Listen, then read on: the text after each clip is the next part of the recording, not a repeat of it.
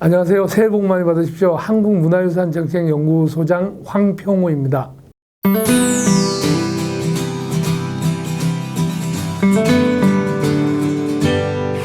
한국문화유산정책연구소는 우리나라나 전 세계에 있는 문화유산의 어떤 올바른 보존 또 활용 이런 부분에 대해서 감시 운동과 또 올바른 보존 방향에 대해서 대안을 제시하는 그런 민간 시민단체입니다. 한국문화유산정책연구소는 사실 90년대 후반부터 활동을 했고요. 이름은 지어졌고 이제 공식으로 등록한 거는 2000년대 들어와서 이제 이건 등록을 하는 게 좋겠다 해서 문화재청의 비영리 단체로 등록을 했습니다. 그러니까 활동한 지는 지금 보면은 약 한 30년 정도 된다라고 보시면 되겠습니다.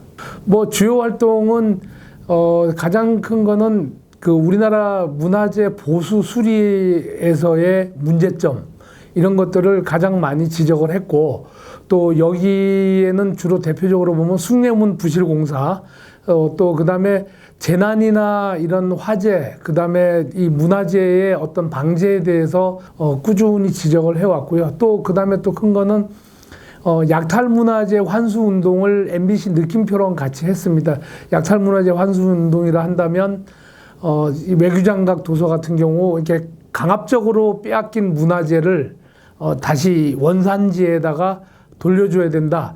이거는 단순히 이제 어떤 민족주의 운동이 아니라 문화 다양성에 대한 존중, 그 다음에 토착 문화재에 대한 어떤 문화적인 산물에 대해서 이 외부 압력에 의해서 뺏어가는 거는 이건 문화민주주의에 역행한다라는 차원에서 이런 약탈문화재 환수운동도 했고요.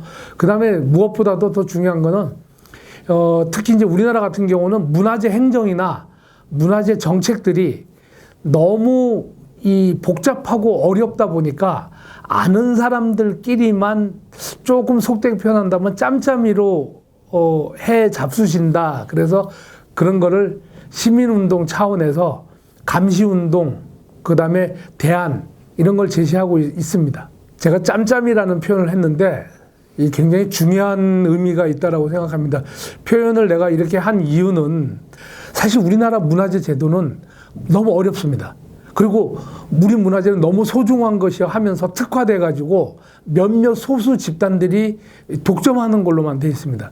사실 이렇게 되면은 문화재가 일반 대중성을 확보하기도 힘들고, 사실 문화재라고 한다면 많은 사람들이 보편적으로 같이 행복을 누려야 되는 거, 향유해야 되는 것들이 우리 문화유산인데 소수에 의해서 독점되고 소수만 알아야 되고 문화재가 너무 어렵다 보니까 일반인들은 이해하기 힘들고, 이러다 보니까 우리 문화재는 점점 거리가 멀어지고, 그리고 우리 문화재는 소중한 것이 하면서 쉽게 좀 활용을 하거나 응용을 하거나 좀 변형을 한다 그러면 막 난리가 칩니다. 자, 이런 의미에서 본다라면 이게 다 문제가 있는 게, 저는 그래서 문화재는 쉽게 보편적으로 일반 시민들한테 다가가야 된다. 그런데 여기에 보편적으로 일반 시민들이 다가가는데 장벽이 되는 것들, 특히 우리나라는 전문가들에 의해서 오히려 더 문화재가 어렵게 되고 또 접근하기 힘든 경우가 많고요.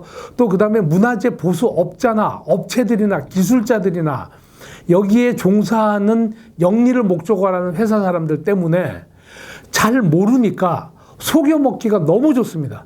문화재 보수 공사할 때 예를 들어서 1억이면 공사할 거를 부풀려가지고 3억씩 4억씩 공사하고 나머지 다 떼먹고, 이런 부분에 대해서 저는 끊임없이 지적을 하다 보니까 관련된 사람들이나 또 소유하고 있는 사람들은 개인도 있지만 종교기관도 있고 또 관리들도 있고 이렇게 있습니다. 그러면서 이런 부분에 대해서 저는 끊임없이 지적을 할 거고요. 또 특히 2020년에는 제가 중점적으로 하는 것들이 문화재를 지정하는 데 있어서 중요하지도 않은데 권력기관과 몇몇 소수 전문가들이 내 말이면 돼라는 이런 마피아적인 사고를 가지고 문화재 지정한 것들이 많이 있어요.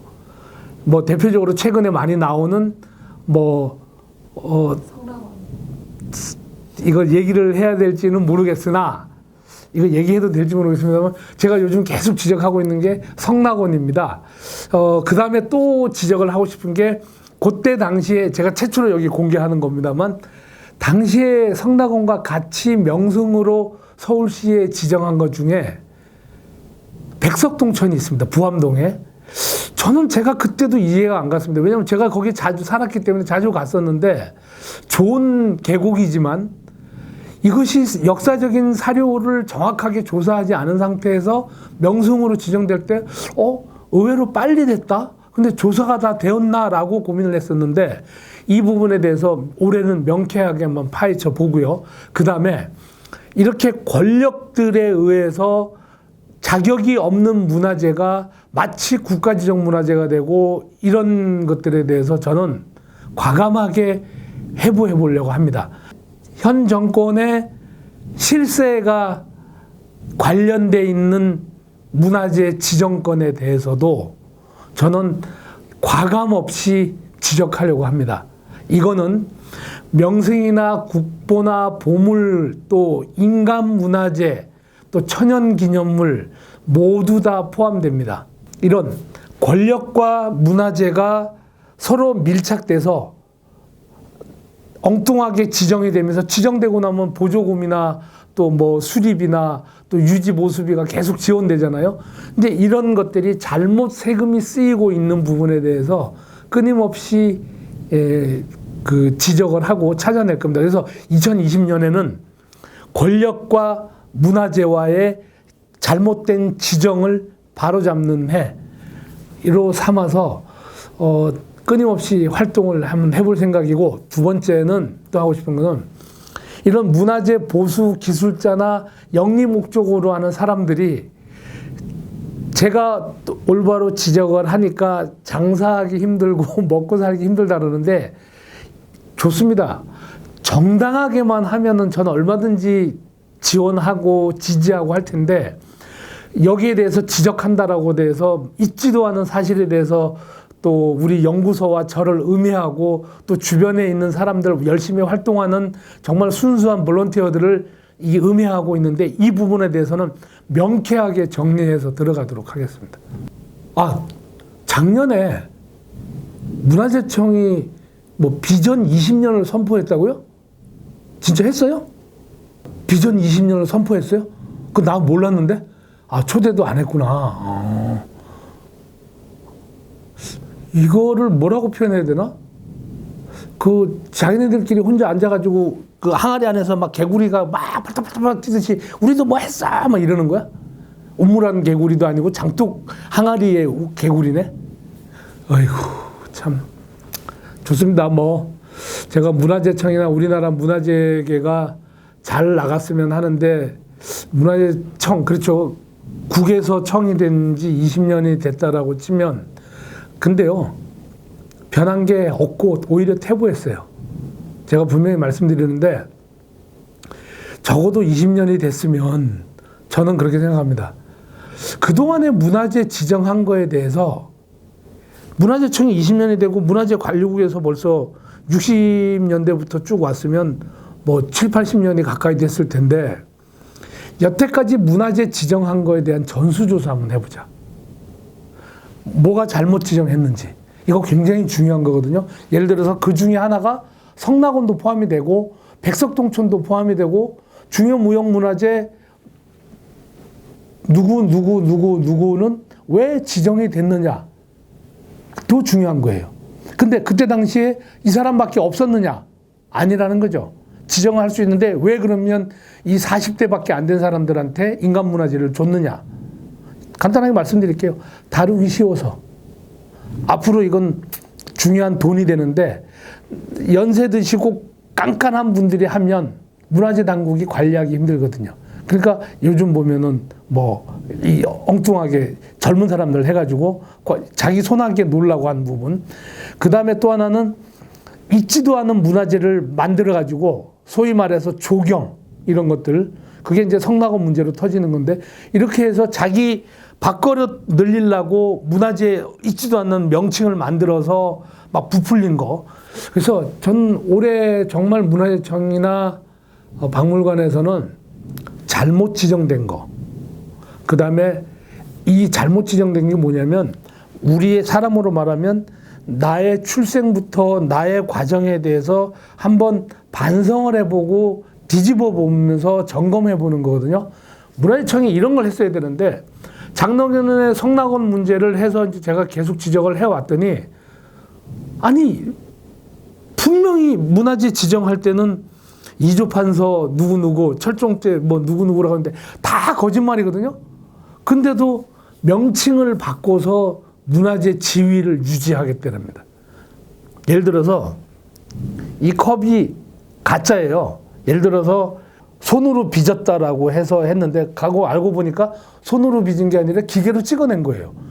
근데 그럼 이게 가치가 없는 거 손으로 그러니까 이 컵으로서의 가치는 있지만 이 잔이 손으로 빚은 게 아니기 때문에 이거는 아니잖아요. 근데 이거를 컵으로서의 가치는 있기 때문에 문화재로 그냥 지정하겠다.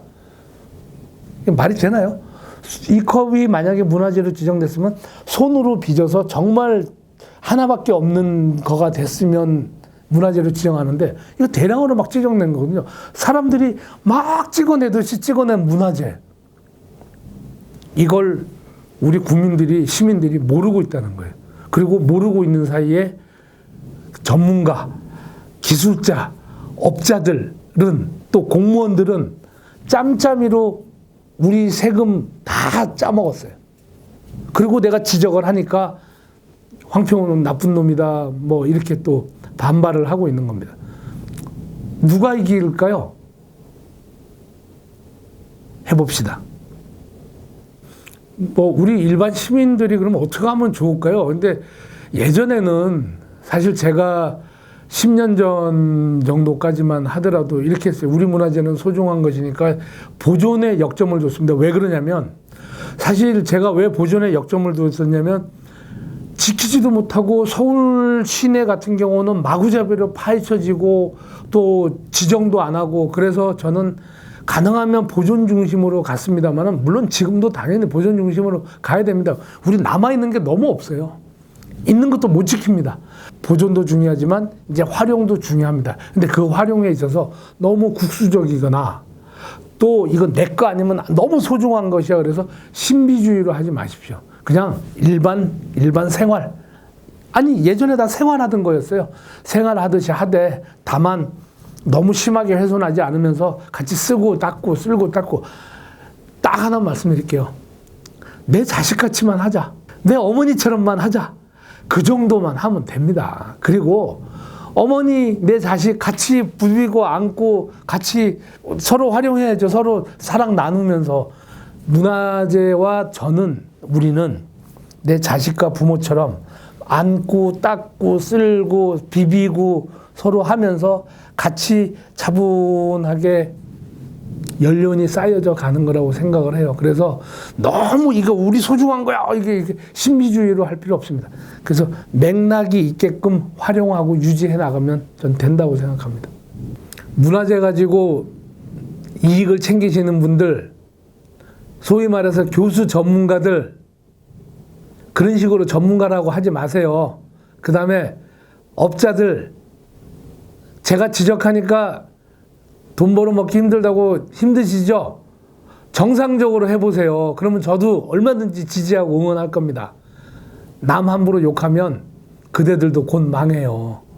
그 다음에 공무원분들 두 사람들하고 짜고 하니까 자리가 늘어나니까 평생 직장 되고 좋죠? 당신네들 때문에 문화재가 죽어요. 자, 이 세 부분들 전문가 교수들 업자들, 공무원들 여기 하나 더 하면 기레기들 정신 차리세요. 한번 해보실래요? 저하고 한번 그래 해봅시다. 누가 이기나.